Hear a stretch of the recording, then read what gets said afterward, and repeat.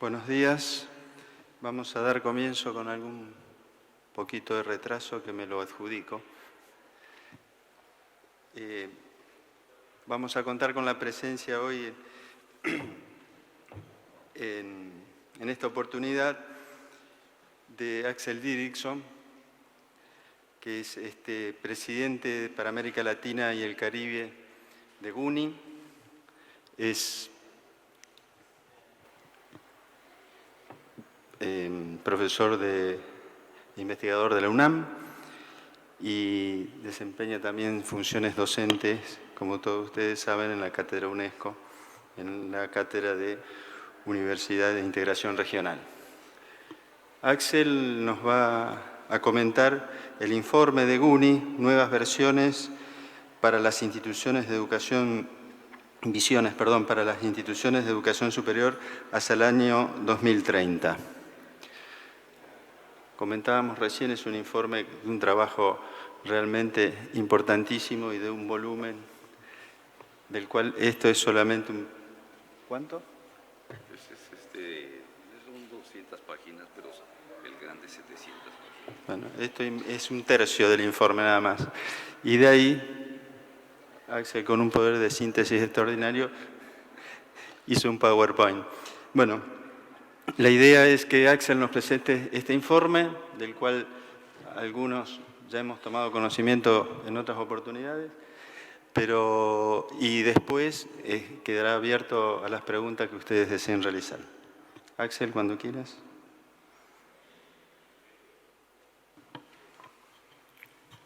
Muy buenos días tengan todas y todos ustedes. Muchas gracias por asistir a esta presentación. El informe de esta red mundial, como si quieren podemos con esta.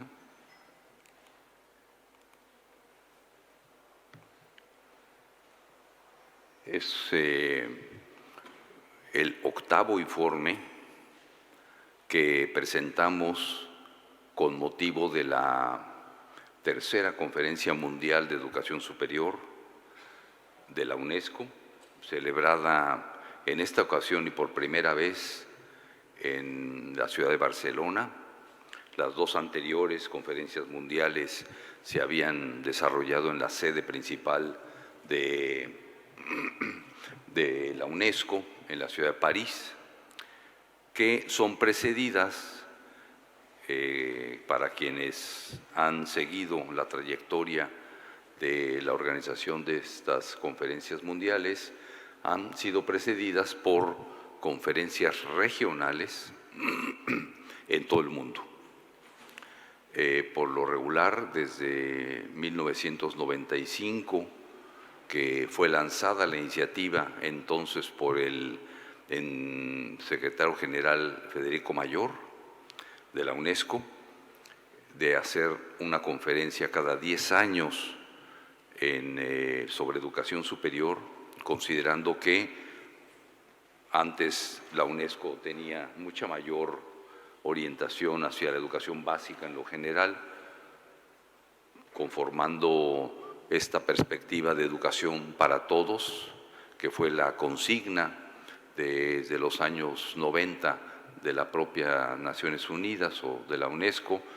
En 1995 se lanza un proyecto de poner el énfasis y la importancia de la educación superior en el desarrollo desde la perspectiva de las economías del conocimiento y del papel, por supuesto, de la universidad en los procesos de articulación de un nuevo valor agregado como es el conocimiento.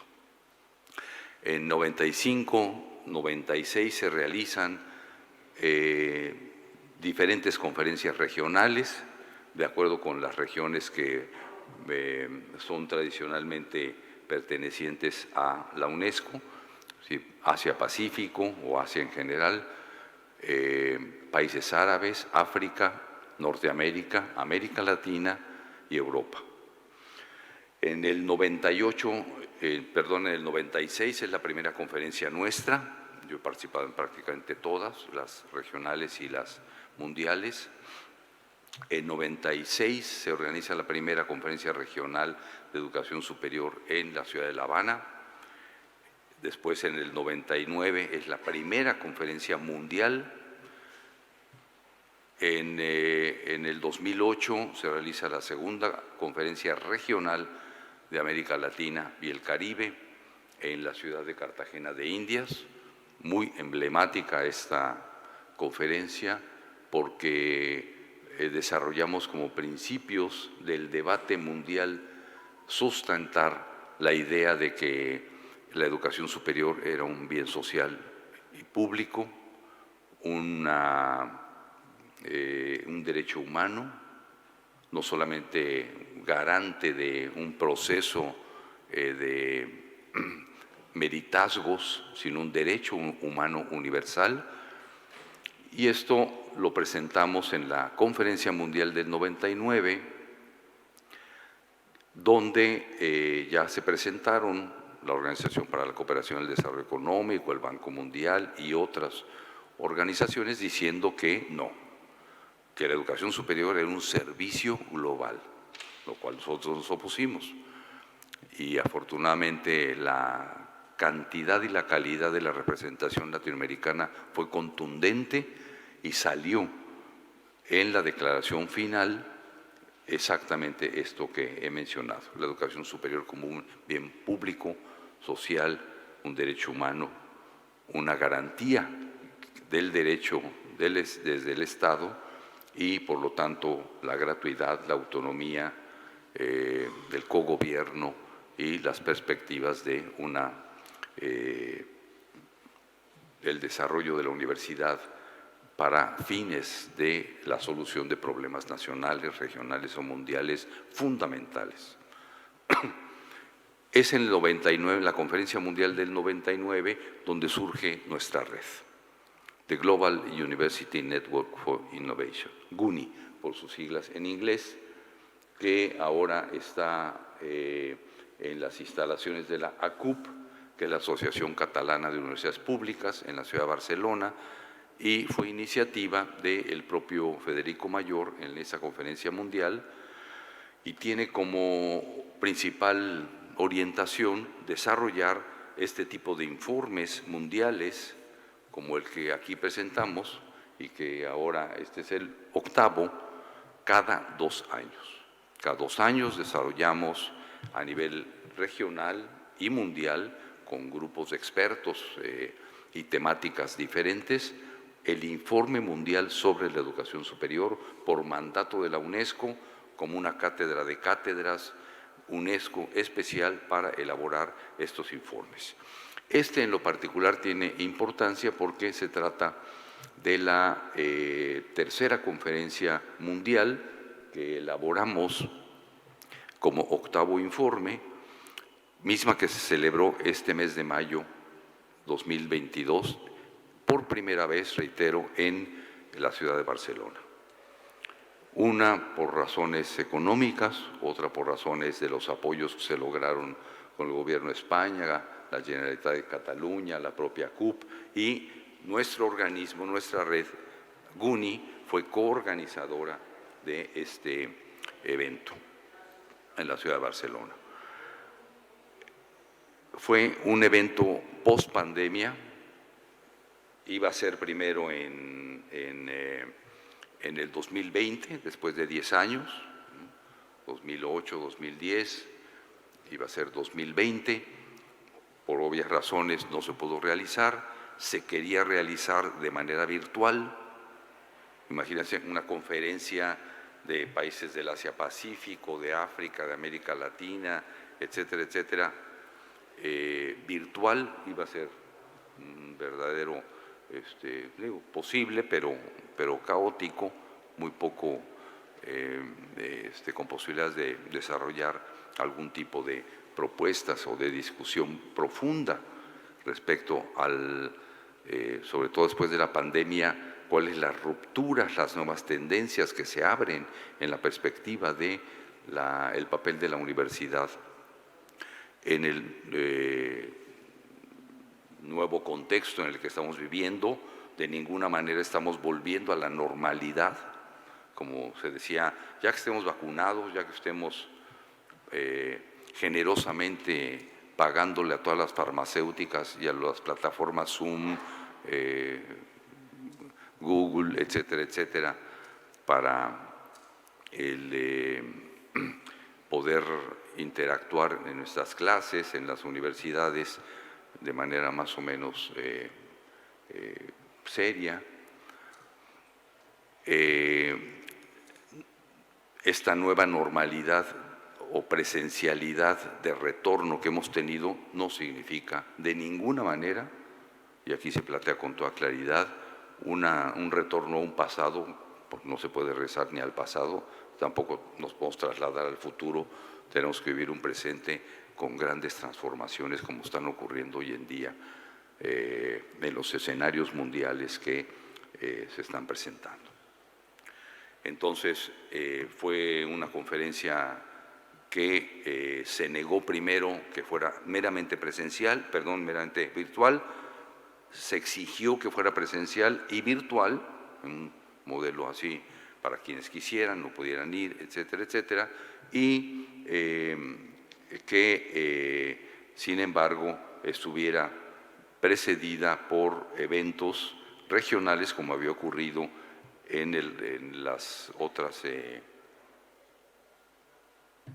conferencias, es decir, regionales, y sin embargo, la única región que pudo organizar una conferencia previa a la Mundial en el 2018 fue América Latina y el Caribe, que se celebró precisamente en la Universidad Nacional de Córdoba, Argentina, en el marco, además, muy emblemático de los 100 años de la gesta de transformación del movimiento cordobista, de los estudiantes, del manifiesto de Córdoba. Y ninguna otra región, ni Europa, ni Asia, pudo o no quiso organizar ninguna regional. De tal manera que en la reunión de 2022, en mayo, en Barcelona, los únicos que llegamos organizados, y fuimos la delegación más grande además, fuimos, como siempre, América Latina y el Caribe. Pero bueno, junto con eso, pues GUNI tuvo el mandato no solamente de hacer su octavo informe mundial, que es en términos resumidos, sino también fue coorganizador de este evento y tuvimos una mesa especial en donde lo presentamos, lo discutimos y por mi parte enfaticé que éramos la única región organizada con un contenido distinto, a pesar de que ya había cambios bastante, digamos, elocuentes de las nuevas tendencias de mercantilización y privatización que están ocurriendo en el mundo, porque a diferencia de otras reuniones mundiales donde íbamos, bueno, ustedes saben, la UNESCO es una organización intergubernamental, o sea, participan ministerios, gobiernos, secretarios de educación, etcétera, etcétera, también académicos, universidades, organizaciones de rectores como el Consejo Interuniversitario Nacional, el CIN de Argentina u otros que tenemos en América Latina o en el mundo, pero no participaban empresas. Y ahora había empresas como Huawei, la propia OCDE, el propio Banco Mundial, Microsoft, etcétera, etcétera. Yo participé me metí porque dije, vamos a ver qué dicen los de Huawei, que es la empresa, como ustedes saben, china, de telefonía y de telecomunicaciones, de industria espacial, tiene una gran cantidad de subsedes empresariales, y la chica china que estaba hablando en un perfecto inglés, por ejemplo, mencionó que ahora Huawei tiene cerca de 20, 30 millones de estudiantes en un sistema online a nivel mundial que usa todas las plataformas Huawei para desarrollar sus MBA, sus maestrías en desarrollo empresarial, etcétera, etcétera. Pasamos, por favor, yo te lo tengo que hacer, perdón.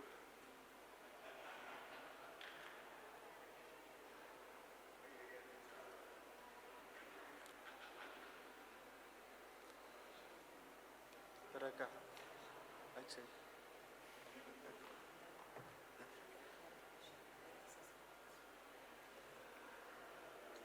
Apuntamos. Ahí. ¿El otro? Bueno, para ir…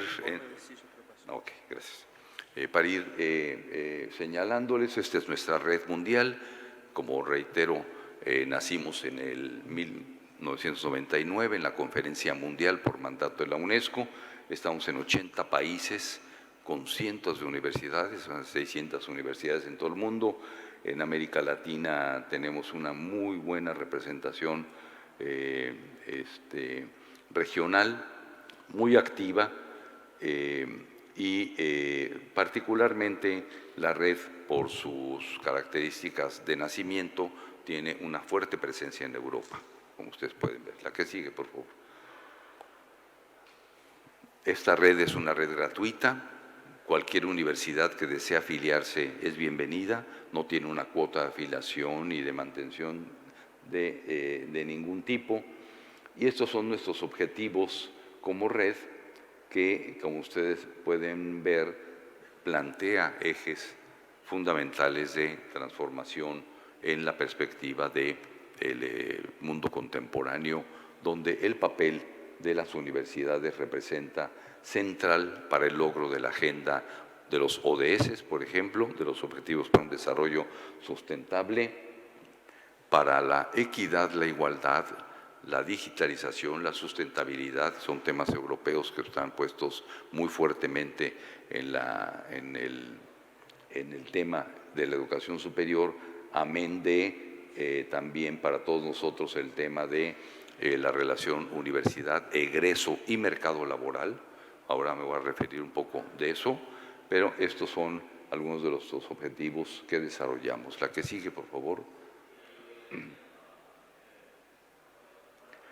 Las actividades, como decía, son la presentación de los informes binacionales. Ahora estamos proyectando este nuevo trabajo desde una perspectiva de 3 años, porque estamos planteando el desarrollo de las actividades de impacto postpandémico y relacionado con los objetivos del desarrollo sustentable hasta el 2030, tal manera que estamos haciendo un call for action, que es el título del informe grueso de GUNI, pero esto se está planteando para el 2022-2025, de tal manera que tengamos una sustentación de redefinición, que es la consigna principal, la gran transformación y la gran transición de las instituciones de educación superior a nivel internacional, por supuesto, con un gran proyecto interregional que estamos hoy configurando, y plantearnos ejes que ahorita voy a mencionar, que aparecen en nuestro informe como pautas conceptuales de orientación estratégica en la perspectiva de lo que hemos llamado la gran transición o la gran transformación de la educación superior a nivel mundial, que se presenta como el eje de articulación de la política pública, tanto regional, interregional como global. La que sigue, por favor.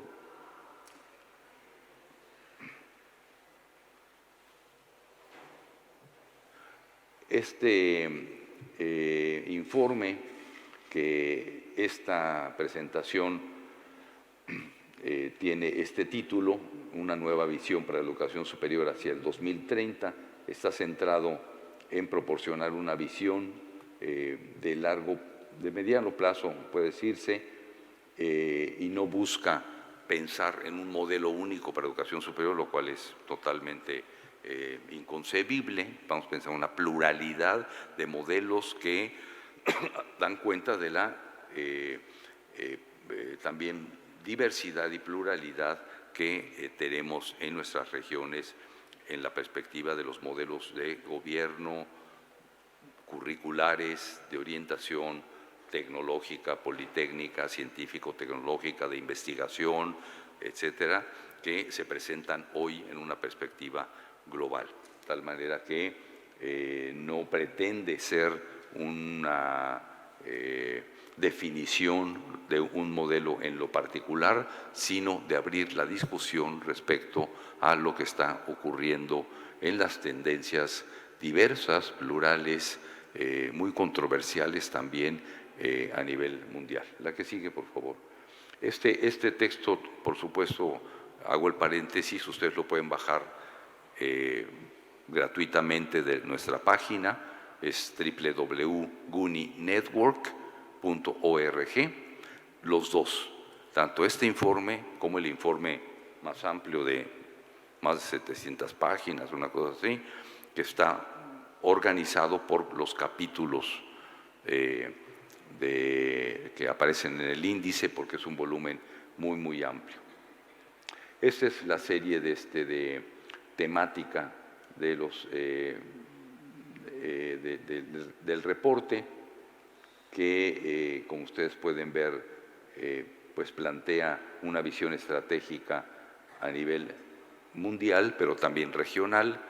En el reporte regional yo soy el encargado de coordinar el capítulo regional de América Latina desde hace ya 4 o 5 ediciones del reporte mundial, con un grupo de colaboradores de varias partes de nuestros países de América Latina, y también se presenta el reporte regional de los países árabes, de Asia, de África, de Norteamérica y por supuesto de nuestra región. Que sigue, por favor. Esta es la idea que se maneja desde la perspectiva de los elementos fundamentales de articulación del informe. Son elementos que ahorita muy rápidamente voy a mencionar en algunas de sus partes por considerarlo como temáticas muy importantes, pero ustedes pueden ver que se trata de temas fundamentales: sustentabilidad, gobernanza, producción y distribución del conocimiento, el tema digital, de la digitalización, temas del impacto del COVID y las nuevas transformaciones, por supuesto la internacionalización, donde estamos poniendo el énfasis en esta visión interregional.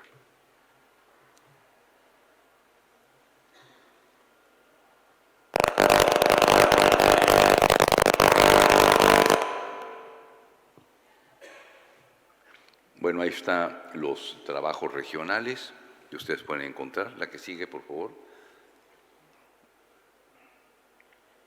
Y esta es, digamos, una visión general que ustedes pueden visualizar, que implica una elaboración de expertos y de instituciones, organismos, redes que participan en nuestra red mundial, que tiene, por supuesto, representaciones de asociaciones de rectores, de universidades, de grupos de académicos, en fin, cátedras, UNESCO, muy amplias, que pretenden poner el énfasis en que estamos frente a la necesidad de una transformación o de una renovación o una reconceptualización de la vida universitaria hacia los próximos años. Adelante, por favor.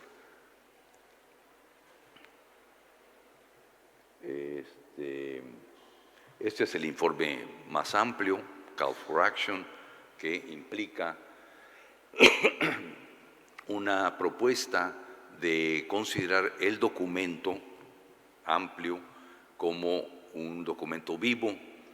Nos hemos trazado una organización de aquí al 2030 de actividades, no solamente documentales o conceptuales, sino también virtuales,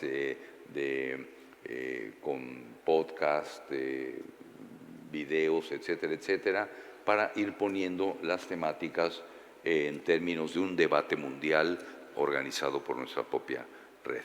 De tal manera que es una propuesta de documento vivo, documento en discusión, documento en reelaboración constante y, por lo tanto, como vamos a estar anunciando, vamos a tener esta perspectiva de actividades generales muy dinámicas a nivel internacional. Por supuesto, aquí en la región vamos a convocar a diversos organismos para seguir discutiendo particularmente la temática regional, salida de la conferencia regional, reitero, de la Universidad de Córdoba, después del evento mundial que tuvimos en Barcelona. En misma Córdoba se organizó otra reunión de balance un poco de lo que habíamos hecho como de carácter regional, que el rector Hugo Yuri, entonces todavía rector, denominó como la Conferencia Internacional de Universidades Públicas. Y también participamos y salió una declaración que seguramente el CIN divulgó, porque también fue copartícipe de la reunión esta de Córdoba, recién ahora en el 30 de junio, 2 de julio de 2022. La que sigue, por favor.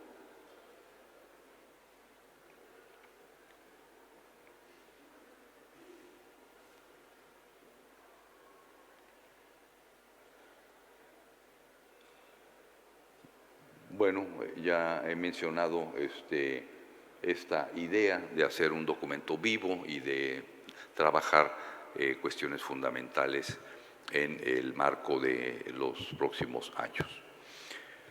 Quiero destacar algunos de los temas que están dentro del documento para que ustedes vean un poco el carácter del debate de las definiciones que tenemos.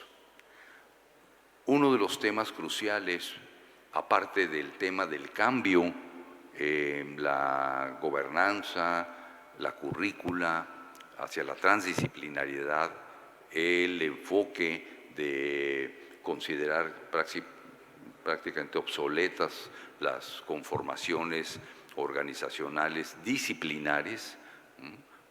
Estamos hablando ya de un esquema de trabajo universitario hacia la inter y la transdisciplinariedad, y que tiene mucho que ver con la redefinición de las funciones propias de las universidades que durante los 90 y principios de este siglo se introdujeron en la perspectiva del concepto de innovación, que no fue el añadido de un nuevo concepto, como nosotros tenemos tradicionalmente en América Latina, la idea de que cuáles son las funciones principales de la universidad: docencia, investigación y difusión de la cultura o extensión.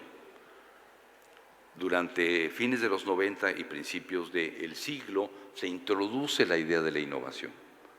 Pero esto no es una sumatoria de una función más. En Europa le llaman the third mission, la tercera misión, para nosotros sería la cuarta misión, porque aparte de la extensión y la difusión de la cultura tendríamos la innovación, sino se trata de un elemento que impacta el conjunto de las otras funciones. Es decir, si la innovación tiene como perspectiva el desarrollo y el impacto de la producción de conocimientos originales relacionados con problemas nacionales, regionales o mundiales, glonacales, como se llega a decir, esto impacta los propios proyectos de investigación. Relocaliza también los recursos sobre las temáticas de investigación, y esta redefinición de los recursos, de la administración, de la gobernanza, de las temáticas y de la epistemología institucional de las universidades también impacta la currícula. No es lo mismo formar profesionales para que egresen después del grado, del pregrado, hacia el mercado laboral, que orientar el desarrollo de la currícula, de los procesos formativos hacia la investigación y la innovación. No es lo mismo. Y cuando se pone en el centro el tema de la innovación, esto tiene un impacto multiplicador, reitero, en las temáticas de investigación, porque entonces los recursos se relocalizan y las estrategias del Estado también se redefinen, y esto implica también una perspectiva de reorganización de la currícula que hoy se enfatiza mucho en términos de las nuevas capacidades, destrezas, habilidades que hay que desarrollar en el currículum, mucho más allá de la propia formación disciplinar. Para el médico, para el abogado, para el ingeniero, para cualquier disciplina que ustedes quieren, esto introduce, por ejemplo, la formación del pensamiento crítico, de la interdisciplinariedad, de la formulación de proyectos, del desarrollo de capacidades para contextualizar los elementos temáticos que se presentan en la complejidad de la realidad y, por lo tanto, de cómo intervenir desde el plano de la formación del estudiante que está en el centro y del docente y el investigador que producen un conocimiento determinado y una institución que se vuelca hacia no solamente la docencia, sino también la producción del conocimiento, que redefine, por lo tanto, el marco institucional, o lo que llamamos la epistemología institucional de las universidades que hoy conocemos.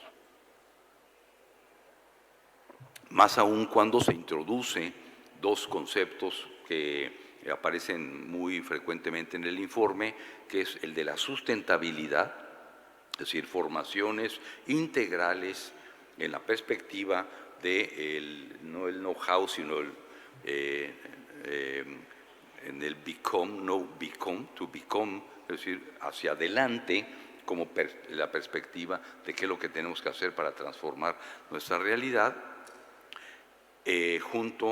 la sustentabilidad junto con la digitalización. Es decir, ya vivimos un mundo en donde el tema del impacto tecnológico en estas universidades no se acaba con el regreso entre comillas, a la presencialidad, sino implica la discusión sobre términos que aparecen ahora como la hibridización de la currícula, la internacionalización, la transdisciplinariedad, la complejidad, el desarrollo de proyectos, una nueva pedagogía de ruptura disruptiva que implica la redefinición de las pautas sobre las cuales se reorganiza el conocimiento desde los principios de la formación hasta su desarrollo en investigación e innovación en la lógica de las nuevas epistemologías institucionales, y que tiene que ver también con el gran desafío tanto demográfico, de la curva demográfica.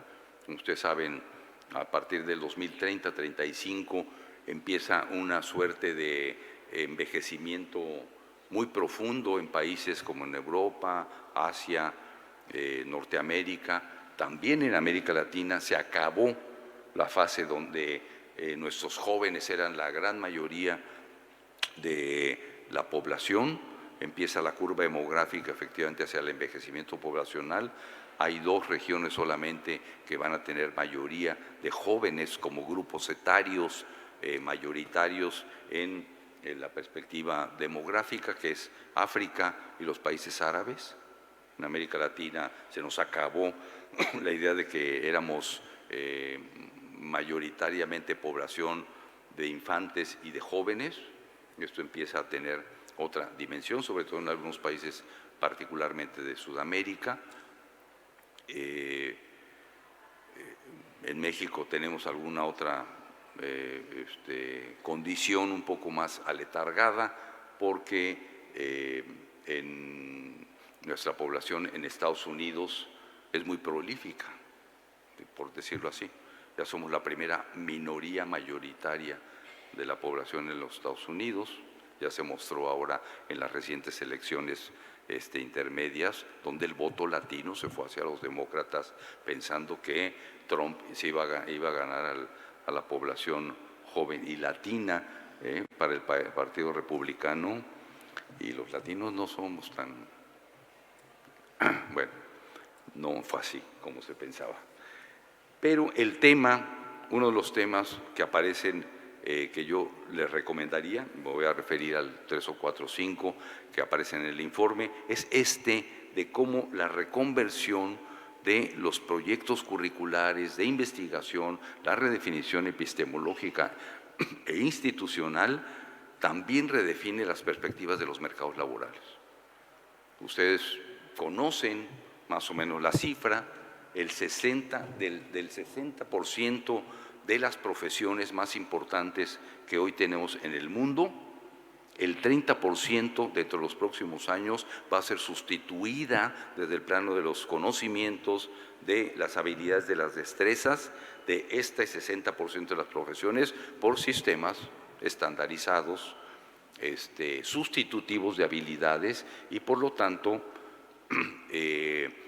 sustituidos en la perspectiva de nuestro quehacer fundamental por la vía de la digitalización, la inteligencia artificial y la estandarización de esas funciones que antes aprendíamos en la formación de pregrado, pero ahora van a ser sustituidas. A esa magnitud se está pensando la redefinición de la relación egreso con los mercados laborales.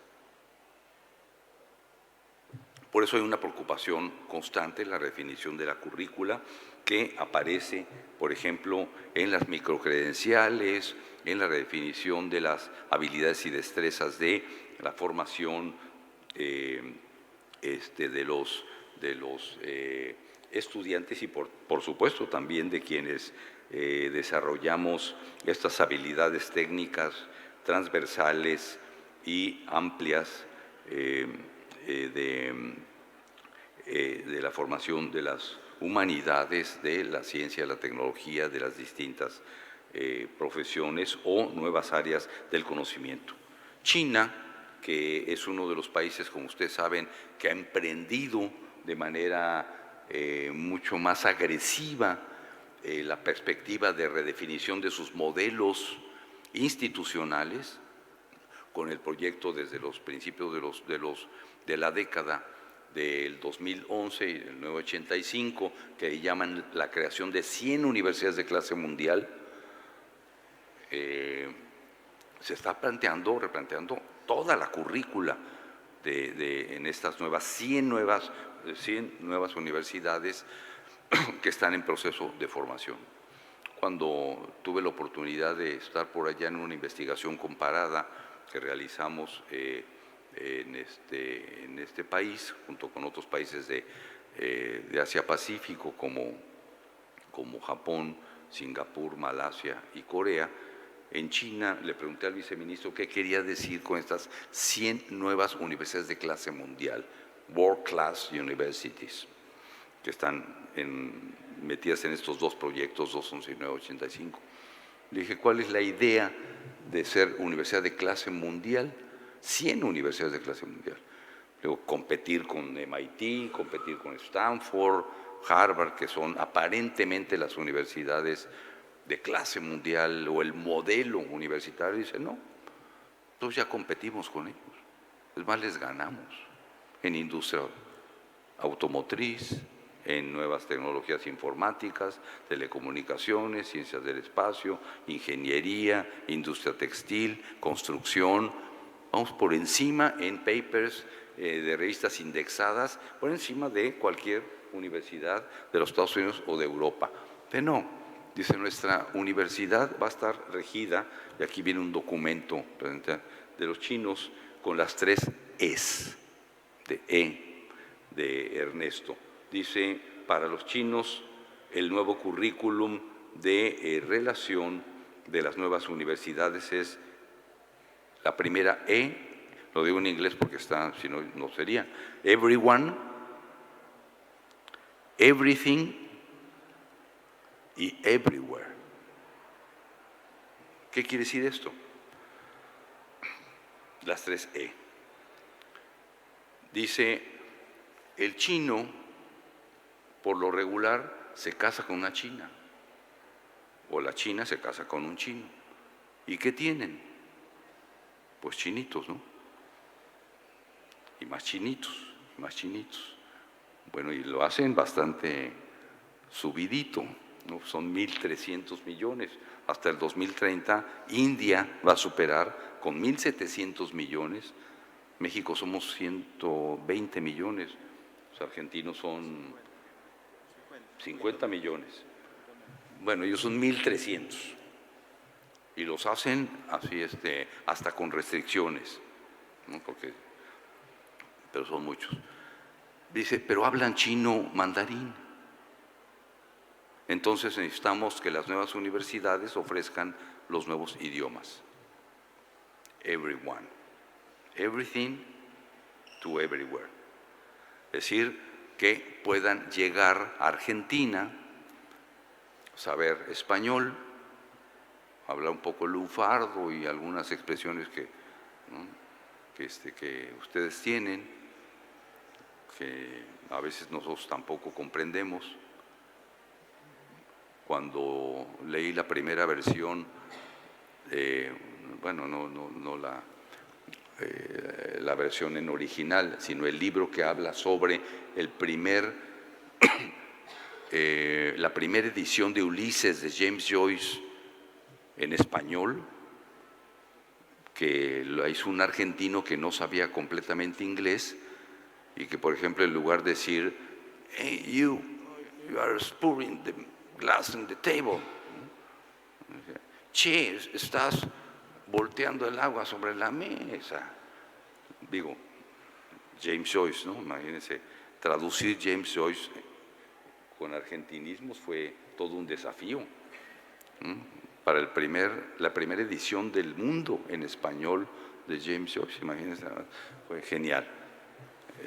Vale la pena leerla. Los chinos dicen tienen que saber 60 idiomas, es decir, en las universidades nuevas vamos a presentar 60 idiomas, no para que hablen 60, tengan un espectro de 60, inglés, español, árabe, africano, alemán, etcétera, etcétera, porque si no, el chino va a nuestros países, tiene que contratar un traductor porque no sabe cómo trasladar las condiciones del contrato, las condiciones laborales, las relaciones con el sindicato, la situación administrativa de sus empresas desde una perspectiva del país en donde están metidos, pues son empresas transnacionales. Segundo, interculturalidad, es decir, como dicen, everyone para todos, everything para todo y everywhere para cualquier lado. Entonces necesitan tener también capacidades de comprensión de la cultura. Cómo interactuar con las universidades, que son básicamente públicas, gratuitas en Argentina, sus profesionales, cómo están formados, cuál es su cultura, cómo se come, qué es lo que se desarrolla. Están teniendo una capacidad intercultural, pues son sociedades cerradas, ¿no? Y tercero, la formación fundamental del currículum de estas universidades chinas va a ser la formación de liderazgos mundiales. Porque me dice el viceministro, si los chinos vamos a ser una de las primeras potencias del mundo, pues tenemos que formar a los líderes que van a dirigir el mundo. Interesante, ¿no? Cómo están planteando el futuro. Échenle un ojo a este documento que plantean las 100 universidades chinas, que me parece interesante. Otra temática, desde la perspectiva, reitero, de la relación nueva currícula, mercados laborales, en donde se está planteando una rearticulación epistémica, metodológica de la epistemología institucional de sus universidades y las universidades con las cuales desarrollan. Otro tema clave para nosotros, también por supuesto, es el tema que planteamos de internacionalización, de pasar de la competencia a la cooperación interregional. Esto significa un gran desafío porque los procesos de articulación de los proyectos interuniversitarios ya están complejizados en términos de bloques mundiales o de bloques regionales. Europa dio la pauta, como ustedes saben, con el proyecto Bolonia en 1998, viene la declaración de Bolonia y de ahí ha habido varias declaraciones, Lisboa, Madrid, Praga, etcétera, etcétera, que han conformado hasta ahorita el único modelo de integración que existe en el mundo, que es el modelo Bolonia o el Área Común de Educación Superior Europea, que ahorita ya entró medio en aguas porque la crisis europea de 2008 les pegó de manera brutal en el 2010, cuando la declaración de Lisboa había planteado que para 2010 Europa se iba a convertir en el centro de la producción de ciencia y tecnología mundial. Y no fue así. Se les vino la crisis impresionante, viene el intento de salida de Grecia, que tiene un gobierno de izquierda y quiere volver a dracma. El Banco Europeo se le prenden las intenciones de mantener la zona euro, interviene Grecia, la mantiene en la zona euro, pero simultáneamente se viene después la crisis del referéndum en Escocia, que casi se gana por unos puntitos para la salida de Escocia de la zona de UK, del Reino Unido, o como le llaman más colonizadoramente, del Commonwealth, ¿no? de todas las pertenencias del Imperio Británico, ¿no? Que ahora ya está medio decaído, sobre todo con el deceso de Chabelita II, pues así, no le decimos reina Isabel, digo, nosotros no somos monárquicos. Se vienen los procesos separatistas en Cataluña, particularmente, que ahora vuelve el referéndum en este año, y también la controversia constitucional en el País Vasco, y que termina con la salida de Inglaterra de la zona euro, el famoso Brexit. Y esto implica una redefinición de los problemas regionales, pero sigue estando el modelo de Europa. Igual en Asia se formula el proyecto desde el ASEAN, que es la Asociación de Países del Sudeste Asiático, que es más bien de intercambio comercial y tarifario y no de movilidad ocupacional, como la tiene Europa, sino de restricciones, sino más bien desde la perspectiva de relaciones económicas, de tarifas, etcétera, tipo el Tratado de Libre Comercio que tenemos nosotros con México, Estados Unidos y Canadá, que no implica la movilidad ocupacional, ni siquiera programas universitarios como los tiene, pero sí se crea Campus Asia. En África hay una asociación de universidades africanas, y en América Latina, creo yo, desde los estudios que he realizado, que es el lugar donde tenemos más asociaciones nacionales, regionales, interregionales e internacionales de todo el mundo. Ustedes levantan una piedra de una universidad, cualquiera de donde vengan ustedes, y van a encontrar una red. Y tenemos cantidad de redes.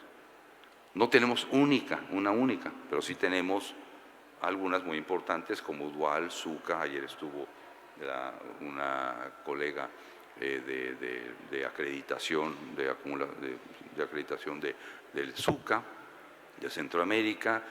Tenemos Enlaces, que salió de la reunión de Cartagena de Indias en el 2008.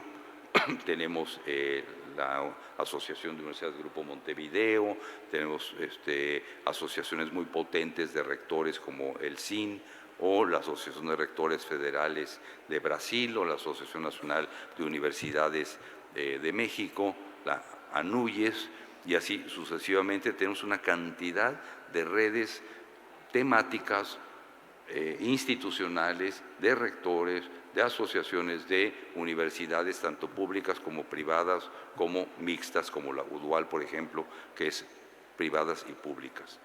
Entonces, hoy el tema de la integración desde la perspectiva interregional resulta una temática nueva que abarca los temas de movilidad, de redefinición de los principios de la llamada tendencia de internacionalización, ahora en una perspectiva bastante más novedosa y de impacto, sobre todo por el desarrollo de las nuevas tecnologías.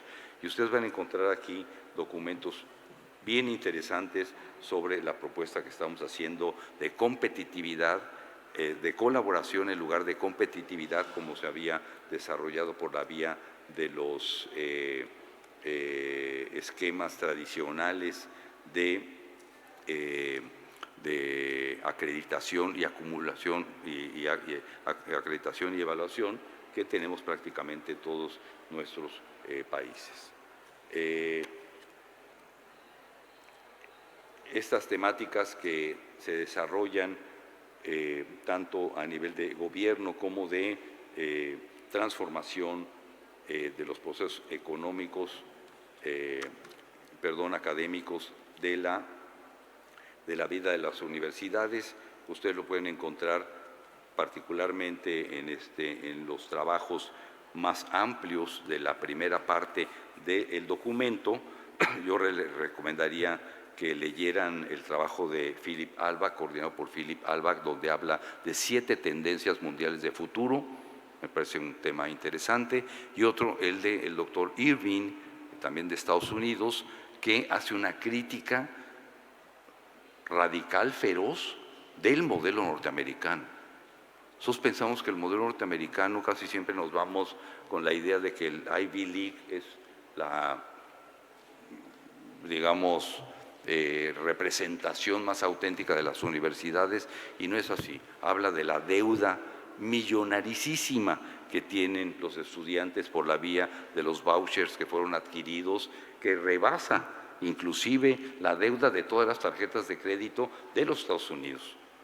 Habla de la mediocridad de la currícula de los community college, de las universidades de 2 o 4 años, etcétera, etcétera, del capitalismo académico, es decir, de la venta de productos de las universidades Ivy League, MIT, Stanford, etcétera, etcétera, donde hay subsidios del Estado, y el académico, después de la Acta Doyle de 1980, puede vender prácticamente su conocimiento como si fuera una mercancía, y ahí el documento de Irving resulta muy interesante, junto con otra serie de temas que dan cuenta de que el sistema norteamericano de universidades está en una crisis muy, muy, muy importante. Y finalmente, antes de que me saquen la tarjeta roja, ustedes van a encontrar el capítulo regional, coordinado por un servidor, pero donde tenemos contribuciones, en lo particular invitadas por mi persona, para elaborar este capítulo que le denominamos en términos generales No Region Left Behind, o sea, ninguna región hacia atrás, quede atrás, la responsabilidad global en medio de las inequidades interregionales, el futuro de las universidades en América Latina, con un grupo de colegas donde participa, por supuesto, colegas argentinos de 5 países: Argentina, Brasil, Costa Rica, Colombia y México. Y también invitamos al rector Hugo Yuri a hacer un capítulo que se llama Rethinking the University for New Global and Local Context. Ana Lucia Gazola, que fue directora de IESALC, del Instituto Internacional de la UNESCO para la Educación Superior brasileña, ex rectora de la Universidad de Minas Gerais. René Ramírez, que fue exministro del CENESID, de la Secretaría de Educación Superior Nacional y de Ciencia y Tecnología, que también anda por acá en alguna universidad, y también en México.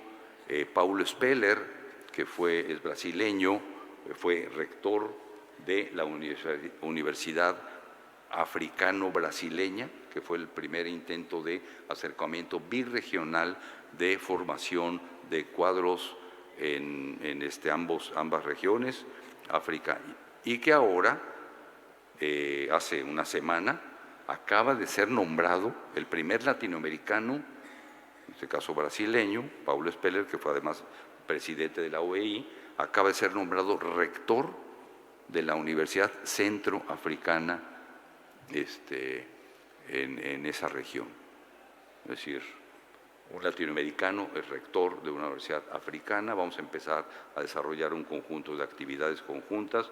Y Sandra Torlucci, que también me imagino que ustedes la conocen, que es la rectora de la Universidad Nacional de las Artes. Es un panorama muy rápido de este trabajo tremendo de 3 años que nos pasamos. Yo fui miembro del comité, le llamamos de Conceptual Note Committee, que elaboró, digamos, los ejes de articulación del informe.